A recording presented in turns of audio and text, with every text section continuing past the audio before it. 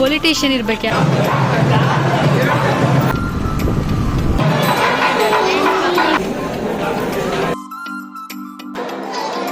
Hi hello ನಮಸ್ಕಾರ, welcome back to my YouTube channel. ಇವತ್ತು ನಮ್ಮ ರಿಲೇಟಿವ್ಸಲ್ಲಿ ಒಂದು ಫಂಕ್ಷನ್ ಇದೆ, ಅಂದರೆ ಮದುವೆ ಫಂಕ್ಷನ್ ಇದೆ. ಹಾಗಾಗಿ ಆ ಫಂಕ್ಷನ್ ಅಟೆಂಡ್ ಮಾಡೋಕ್ಕೆ ಬಂದಿದ್ದೀವಿ. ಸೊ ಈಗ ಎಲ್ಲರೂ ಬಂದು ರೆಡಿ ಆಗ್ತಾ ಇದ್ದೀವಿ. ಅಂದರೆ ಇದ್ದಿದ್ದು ಶಿರಾದಲ್ಲಿ, ಹಾಗಾಗಿ ಇಲ್ಲಿ ನಮ್ಮ ನಿಶ್ಚಿತ ಅವ್ರ ದೊಡ್ಡಪ್ಪರ ಮನೆಯಲ್ಲಿ ಬಂದು ಸ್ಟೇ ಆದ್ವಿ. ಅಂದರೆ ಹೇಗಿದ್ರು ಶಿರಾದಲ್ಲೇ ಮದುವೆ ಇರೋದ್ರಿಂದ ಅಲ್ಲಿ ಚೌಟ್ರಿಲಿ ಇರೋದೆಲ್ಲ ಕಷ್ಟ ಆಗುತ್ತೆ, ಅಂದರೆ ಸೌಂಡು ಅದು ಇದು ನಿದ್ದೆ ಆಗಲ್ಲ ಅದು ಇದು ಅಂದ್ಕೊಂಡು ಮತ್ತೆ ಆರಾಮಾಗಿ ಇಲ್ಲೇ ಇರ್ಬೋದಲ್ಲ, ಮನೆ ಇದೆಯಲ್ಲ ಅಂದ್ಕೊಂಡು ಮುಂಚಿತನೇ ಹೇಗಿದ್ರು ಮನೆ ಇದ್ಮೇಲೆ ಅಲ್ಲಿಗೆ ಎಂತಕ್ಕೆ ಹೋಗೋದು ಅಂದ್ಕೊಂಡು ಇಲ್ಲೇ ಸ್ಟೇ ಆಗೋಣ ಅಂತ ಇಲ್ಲೇ ಡೈರೆಕ್ಟಾಗಿ ಬಂದ್ವಿ. ಇಲ್ಲಿಗೆ ಬಂದು ಎಲ್ಲರೂ ರೆಡಿ ಆಗ್ತಾ ಇದ್ದೀವಿ. ಈಗ ನಾನು, ನಮ್ಮ ಅತ್ತಿಗೆ, ನಮ್ಮಮ್ಮ, ನಮ್ಮ ಅಕ್ಕ, ಮತ್ತು ನಮ್ಮ ಅತ್ತಿಗೆಯವರು, ಅಕ್ಕನ ಪಾಪು ಋತ್ವಿಕ್, ಮತ್ತು ನಮ್ಮ ನಿಶ್ಚಿತ, ನಮ್ಮ ನಿರೀಕ್ಷಾ, ನಮ್ಮ ಭಾವ ಎಲ್ಲರೂ ಬಂದಿದ್ವಿ ಮದುವೆಗೆ. ಸೊ ಈಗ ನಮ್ಮ ನಿಶ್ಚಿತ ಏನೋ ಇಲ್ಲೇ ಇರೋದು, ಇವಳು ಕೂಡ ಈಗ ಫಂಕ್ಷನ್ಗೆ ಬರೋಕ್ಕೆ ರೆಡಿ ಆಗ್ತಾ ಇದ್ವಿ. ಎಲ್ಲರೂ ಬಂದಿದ್ದೇ ಲೇಟ್ ಆಗೋಯಿತು, 7:30 ಆಗೋಯಿತು ನಾವು ಇಲ್ಲಿಗೆ ಬರೋ ಅಷ್ಟರಲ್ಲಿ. ಇಲ್ಲಿಗೆ ನಾವು ಬಂದಾದಮೇಲೆ ರೆಡಿಯಾಗಿ ಹೋಗೋಕ್ಕೆ ರೆಡಿಯಾಗಬೇಕು ಅಂದರೆ ಹೆಣ್ಮಕ್ಳು ಗೊತ್ತೇ ಅಲ್ಲ, 10 ನಿಮಿಷ 5 ನಿಮಿಷಕ್ಕೆಲ್ಲ ರೆಡಿ ಆಗ್ತೀವ ಹೇಳಿ. So time ತೊಗೊಳ್ತು. ಎಷ್ಟೊತ್ತಾದ್ರೂ ಅರ್ಧ ಗಂಟೆ ಅಂದ್ರೂ ರೆಡಿ ಆಗೋಕ್ಕಾಗಲ್ಲ.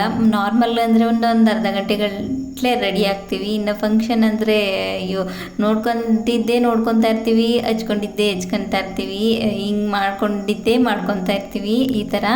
ಸೊ ಹಂಗೆ ಆಗತ್ತೆ. ಜೊತೆಗೆ ನಾನು ಈ ಫಂಕ್ಷನ್ಗಳಿಗೆ ಹೋಗೋದೇ, ಅಂದರೆ ಮನೆ ಫಂಕ್ಷನ್ ಆಗಿರ್ಬೋದು, ಯಾವ್ದಾನ ಬೇರೆ ಫಂಕ್ಷನ್ ಆಗಿರ್ಬೋದು, ನನಗೆ ಫಂಕ್ಷನ್ ಅಂದರೆ ಟೆನ್ಷನ್ ಏನಪ್ಪ ಅಂದರೆ ನಮ್ಮ ನಿಶ್ಚಿತಾಗೆ, ನಮ್ಮ ನಿರೀಕ್ಷೆಗೆ, ನಮ್ಮ ಅಕ್ಕಗೆ ಎಲ್ರಿಗೂ ತಲೆ ಬಾಚಬೇಕು, ಎಲ್ರಿಗೂ ರೆಡಿ ಮಾಡಬೇಕು.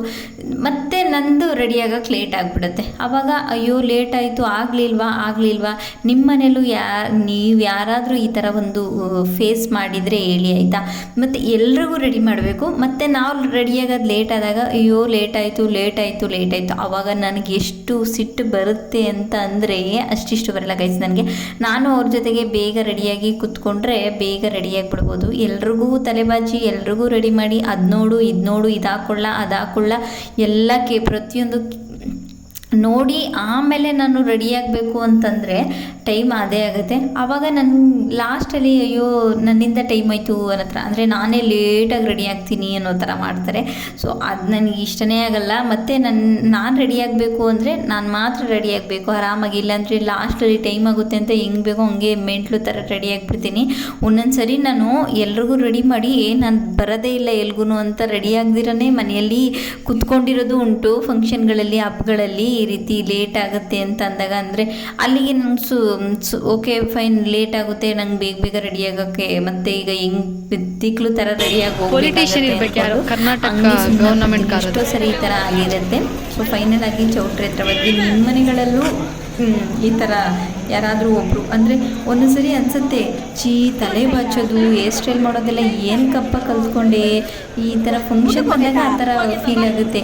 ಏನು ಕಲ್ತ್ಕೊಂಡು ಎಲ್ಲ ಇಲ್ಲೇ ಬರ್ತಾರೆ. ಮತ್ತು ಸೇಮ್ ಫೀಲಿಂಗ್ ಏನಂದರೆ ಈಗ ಗಾಡಿ ಹೊಡಿಯೋದು ಇದನ್ನೆಲ್ಲ ಕಲ್ತಿರ್ತೀವಲ್ಲ, ಏನೇ ಒಂದು ಪ್ರತಿಯೊಂದು ಬೇಕು ಅಂದರೂ, ಎಲ್ಲಾದರೂ ಹೋಗಬೇಕು ಅಂದರೂ ಮನೆಗಳಲ್ಲಿ ಬಾ ಹೋಗಿ ಬರೋಣ, ಬಾ ತೊಗೊಂಬರು, ಹೋಗಿ ತೊಗೊಂಡು ಬಾ ಕರ್ಕೊಂಡು ಹೋಗಿ ಬಾ ಕರ್ಕೊಂಡು ಬಾ, ಇಷ್ಟನ್ನೇ ಹೇಳ್ತಾರೆ ಗೈಸ್. ಕಲಿಯೋ ತನಕ ಒಂದಾದರೆ ಕಲ್ತ್ಮೇಲೆ ಇದು ಯಾಕೆ ಬೇಕಿತ್ತು ಕಲಿಯೋದು, ಎಲ್ಲದಕ್ಕೂ ಹೇಳ್ತಾರಲ್ಲ ಅನ್ನೋ ಥರ ಅನಿಸುತ್ತೆ.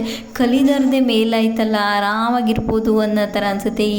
ಈ ಗಾಡಿ ಹೊಡಿಯೋದು ಕಲ್ತ್ರೆ, ಈ ಹೇರ್ ಸ್ಟೈಲ್ ಮಾಡೋದು ಕಲ್ತ್ರೆ, ಈ ಥರ ಒಂದಷ್ಟು ವಿಚಾರಗಳಿರುತ್ತೆ. ಇದನ್ನು ಕಲ್ತ್ರೆ ಯಾವಾಗಲೂ ಇದೇ ತಲೆನೋವಾಗ್ಬಿಡುತ್ತೆ. ಸೊ ಫೈನಲ್ ಆಗಿ ನಾವು ಕೂಡ ರಿಸೆಪ್ಷನ್ ಎಲ್ಲ ಮುಗಿಸ್ಕೊಂಡು ಮನೆಗೆ ಬಂದು ಮಲ್ಕೊಂಡು ಈಗ ಮತ್ತೆ ಬೆಳಗ್ಗೆ ಎದ್ದು ಎಷ್ಟೇ ಬೇಗ ಎದ್ದೇಳ್ತೀವಿ, ಎಷ್ಟೇ ಹೋಗ್ತೀವಿ ಅಂತ ಅಂದ್ರೂ, ಇಷ್ಟೇ ಲೇಟ್ ಮಾಡ್ತೀವಿ, ಎಷ್ಟೇ ಹತ್ರದಲ್ಲಿದ್ರೂ. ಸೊ ಫೈನಲ್ ಆಗಿ ಇವಾಗ ಎಲ್ಲರೂ ಸ್ಯಾರಿ ಟ್ರೆಡಿಷ್ನಲ್ ಆಗಿ ರೆಡಿಯಾಗಿದ್ವಿ. ಸೊ ಈಗ ಹೋಗೋಣ ಅಂತ ಹೊರಡ್ತಾ ಇದ್ದೀವಿ ಫೈನಲ್ ಆಗಿ.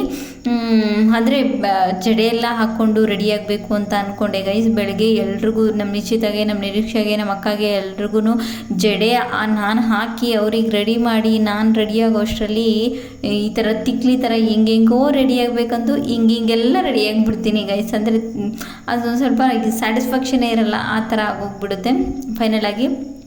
ಅವಾಗ ಸಿಟ್ಟು ಬಂದುಬಿಡುತ್ತೆ ನನಗೆ, ಏನು ಮಾಡೋಕ್ಕಾಗಲ್ಲ. ಫಂಕ್ಷನ್ನು ಈ ಥರ ಏನಾದರೂ ಹಬ್ಬಗಳು ಏನಾದರೂ ಸ್ಪೆಷಲ್ ಅಂತ ಏನಾದರೂ ಇದ್ದರೆ ನೋಡಿ, ಅವತ್ತು ಚೆನ್ನಾಗಿ ರೆಡಿಯಾಗೋಕ್ಕೆ ಆಗಲ್ಲ ನನಗಂತೂ. ಅದು ಏನೋ ಗೊತ್ತಿಲ್ಲ, ಅದು ಏನೋ ನನಗೆ ಅದು ಬಂದಿರೋದು.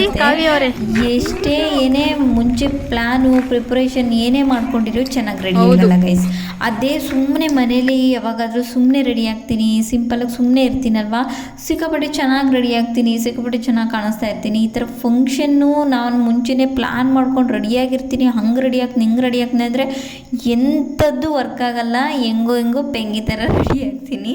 ಸೊ ಇದಂತೂ ಎಷ್ಟು ಜನ ಹುಡುಗಿರಿಗೆ ಇದು ಫೀಲ್ ಆಗಿರುತ್ತೆ, ಎಷ್ಟು ಜನ ಇದನ್ನು ನೀವು ಕೂಡ ಫೀಲ್ ಮಾಡಿರ್ತೀರ ಇದನ್ನು. ಸುಮಾರು ಜನ ಹುಡುಗಿರು ಹಂಗೆ ಹಿಂಗೆ ರೆಡಿ ಆಗ್ಬೇಕು ಅಂದ್ಕೊಂಡು ಲಾಸ್ಟಿಗೆ ಮಂಗನ ಥರ ರೆಡಿ ಆಗೋದು. ಮನೆಯಲ್ಲಿರುವಾಗ ತುಂಬ ಚೆನ್ನಾಗಿ ರೆಡಿ ಆಗೋದು, ಸುಮ್ಮನೆ ರೆಗ್ಯುಲರಾಗಿ ಡೈಲಿ ತುಂಬ ಚೆನ್ನಾಗಿ ರೆಡಿ ಆಗೋದು, ತುಂಬ ಚೆನ್ನಾಗಿ ಕಾಣಿಸ್ತಾ ಇರ್ತೀವಿ. ಆವಾಗ ಸ್ಪೆಷಲ್ ಅಂತ ರೆಡಿ ಆದಾಗ ಮಂಗನ ಥರ ಕಾಣಿಸ್ತಾ ಇರ್ತೀವಿ. ಎಷ್ಟು ಜನ ಇದನ್ನು ರಿಲೇಟ್ ಆಗ್ತಾರೆ ಕಮೆಂಟ್ ಮಾಡಿ ಆಯಿತಾ. ಸೊ ಇದನ್ನೇ ಆಗೋದು. ಸೊ ಫೈನಲ್ ಆಗಿ ಬಂದ್ವಿ ಚೌಟ್ರಿಗೆ ಬಂದು ಆಲ್ರೆಡಿ ಬೆಳಗ್ಗೆನೂ ರೆಡಿಯಾಗಿ ಬರೋ ಅಷ್ಟರಲ್ಲಿ ಲೇಟಾಗಿ ಹೋಯಿತು. ಚೇರ್ಸ್ ಎಲ್ಲ ಫುಲ್ಲಾಗಿದ್ವು, ಹೋಗಿ ನಿಂತ್ಕೊಂಡ್ವಿ. ನಾವು ಅಲ್ಲಿ ಜಾಗ ಇರಲಿಲ್ಲ ಚೇರ್ಸ್ ಹತ್ರ ಕೂತ್ಕೊಳ್ಳೋಕ್ಕೆ.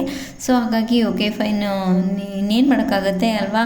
ಅಂದರೆ ಮುಹೂರ್ತ ಏನೂ ಆಗಿರಲಿಲ್ಲ, ಮುಹೂರ್ತ ನಡೀತಾ ಇತ್ತು. ಅಂದರೆ ಇನ್ನು ಮಂತ್ರಗಳು ಅದಿದು ಹೇಳ್ತಾಯಿದ್ರು, ಬಟ್ ಜನ ಎಲ್ಲರೂ ಬಂದಿದ್ರು ಅಲ್ವಾ, ಚೇರೆಲ್ಲ ಖಾಲಿ ಇರಲಿಲ್ಲ. ಹಾಗಾಗಿ ಹೋಗಿ ನಿಂತ್ಕೊಂಡ್ವಿ. ಫೈನಲ್ ಆಗಿ ಮದುವೆ ಕೂಡ ಮುಗೀತು. ಈಗ ಊಟ ಅಂದರೆ ನನಗೆ ಇತ್ತೀಚೆಗೆ ಸಿಕ್ಕಾಪಟ್ಟೆ ಇಷ್ಟ ಆಗಿರೋದಂದರೆ ಬಿಳಿ ಹೋಳಿಗೆ ಗೈಸ್. ಯಾವುದೇ ಮದುವೆಗೆ ಹೋದ್ರೂ ಅದನ್ನು ಹುಡುಕ್ತಾ ಇರ್ತೀನಿ, ಎಷ್ಟೊತ್ತಿಗೆ ಹಾಕ್ತಾರೆ ಅನ್ನೋ ಥರ ಸಿಕ್ಕಾಪಟ್ಟೆ ಇಷ್ಟ ಆಗಿಬಿಟ್ಟಿದೆ. ಅದನ್ನೇ ನೋಡಿ ತೋರಿಸ್ತಾ ಇದ್ದೀನಿ. ಬಿಳಿ ಹೋಳಿಗೆ ಎಣ್ಗಾಯಿ ಅಂದರೆ ಸಿಕ್ಕಾಪಟ್ಟೆ ಇಷ್ಟ, ಬಟ್ ಆದರೆ ಈ ಮದುವೆಲಿ ಎಣ್ಗಾಯಿ ಬಂದು ಗ್ರೇವಿ ಥರ ಇತ್ತು. ಬಟ್ ಆ ಬಿಳಿ ಹೋಳಿಗೆನೇ ತುಂಬ ಇಷ್ಟ, ಅದಕ್ಕೋಸ್ಕರನೇ ಕಾಯ್ತಾ ಇರ್ತೀನಿ ನಾನು. ಊಟದಲ್ಲಿ ಎಷ್ಟೊತ್ತಿಗೆ ಹಾಕ್ತಾರೆ ಅದನ್ನು ಅನ್ನೋ ಥರ ಕಾಯ್ತಾ ಇರ್ತೀನಿ. ಸೊ ಸಿಕ್ಕಾಪಟ್ಟೆ ಇಷ್ಟ ಆಗಿಬಿಟ್ಟಿದೆ ನನಗೆ. ಹಾಗಾಗಿ ಸೊ ಫೈನಲ್ ಆಗಿ ಎಲ್ಲರೂ ಕೂತ್ಕೊಂಡು ಊಟ ಮಾಡ್ತಾಯಿದ್ದೀವಿ. ಈಗ ಜೊತೆಗೆ ಈ ಬ್ಲೌಸ್ ಒಂದು ಅಷ್ಟಕ್ಕಷ್ಟೇ ಇತ್ತು, ಅಂದರೆ ವರ್ಕು ಎಲ್ಲನೂ ಫಿಟ್ಟಿಂಗ್ ಎಲ್ಲ ಚೆನ್ನಾಗಿತ್ತು. ಬಟ್ ಈ ಬ್ಯಾಕ್ ಸೈಡ್ ನಾನು ಏನು ಡಿಸೈನ್ ಹೇಳಿದ್ದೆ ನೋಡಿ, ಅದು ಎಕ್ಸಾಕ್ಟಾಗಿ ಬಂದಿಲ್ಲ. ಅದು ಯಾಕೋ ಅಷ್ಟು ಚೆನ್ನಾಗಿ ಅನಿಸ್ತಾ ಇಲ್ಲ ಬ್ಯಾಕಿಂದ ನೋಡೋಕ್ಕೆ. ಜಡೆ ಬೇರೆ ಹಾಕಿದ್ದೆ, ಆ ಒಂದು ಬ್ಯಾಕ್ ನೆಕ್ ಬೇರೆ ಕಾಣಿಸ್ತಾ ಇತ್ತು. ಯಾಕೋ ಚೆನ್ನಾಗಿ ಅಷ್ಟು ನನಗೆ ಸ್ಯಾಟಿಸ್ಫ್ಯಾಕ್ಷನ್ ಆಗಲಿಲ್ಲ. ಬಟ್ ಡಿಸೈನು ಎಂಬ್ರಾಯ್ಡರಿ ಅದೆಲ್ಲ ಏನಿದೆ ಸಿಕ್ಕಾಪಟ್ಟೆ ಚೆನ್ನಾಗಿ ಕಾಣಿಸ್ತಾ ಇತ್ತು. ಬ್ಯಾಕ್ ಸೈಡ್ ಏನು ಹೇಳಿದ್ದೆ ಡೀಪ್ ನಾನು, ಅದು ಯಾಕೋ ಚೆನ್ನಾಗಿ ಬಂದಿಲ್ಲ. ಸೊ ಈಗ ಫೈನಲ್ ಆಗಿ ಮನೆಗೆ ಬಂದು ಎಲ್ಲರೂ ರೆಡಿಯಾಗೋದೊಂದಾದರೆ ಬಂದ ತಕ್ಷಣ ಎಷ್ಟು ಬೇಗ ಬಿಚ್ಚಾಕ್ಬಿಡ್ತೀವಿ ಅನ್ನೋ ಥರ. ರೆಡಿಯಾಗಬೇಕಾದ್ರೆ ಅಷ್ಟೇ ಖುಷಿ, ಬಿಚ್ಚಬೇಕಾದ್ರೆ ಯಪ್ಪ ಎಷ್ಟು ಬೇಗ ಬಿಚ್ಚನಪ್ಪ, ಎಲ್ಲನೂ ಬಿಚ್ಚಿ ಹಾಕಿ ಫ್ರೀಯಾಗಿರೋಣ ಅನ್ನೋ ಥರ ಫೀಲ್ ಬರುತ್ತೆ. ಸೊ ಎಲ್ರಿಗೂ ಅದೇನೇ ಬಂದು ಸುಸ್ತಾಗಿದೆ, ಫಸ್ಟ್ ತೆಗೆದಾಕಬೇಕು ಅನ್ನೋ ಥರ ಫೀಲಲ್ಲಿ ಬರ್ತೀವಿ. ಬಂದ್ಬಿಟ್ಟು ಎಲ್ಲ ರಿಮೂವ್ ಮಾಡಿ ನಾವು ಈಗ ನಿಶ್ಚಿತ ಏನಾದರೂ ತೊಗೋಬೇಕು ಅಂತಂದು. ಹಾಗಾಗಿ ಇನ್ನು ವಿಶಾಲ್ ಮಠದಿಂದ ಬಂದು ನಾವು ಕೂಡ ಇನ್ನೇನು ಊರ ಕಡೆ ಹೊರಡಬೇಕು. ಸೊ ಇಷ್ಟ ಆಗಿತ್ತು ಇವತ್ತಿನ video. Thank you for watching this video. Love you all. ಮತ್ತೊಂದು ಹೊಸ ವಿಡಿಯೋ ಜೊತೆ ಸಿಗ್ತೀನಿ. ಅಲ್ಲಿ ತನಕ ಸ್ಟೇ ಟ್ಯೂನ್. ಇನ್ನೂ ಯಾರು ನನ್ನ ಚಾನಲ್ನ ಸಬ್ಸ್ಕ್ರೈಬ್ ಮಾಡ್ಕೊಂಡಿಲ್ಲ, ಸಬ್ಸ್ಕ್ರೈಬ್ ಮಾಡ್ಕೊಳ್ಳಿ, ಸಪೋರ್ಟ್ ಮಾಡಿ. Thank you all.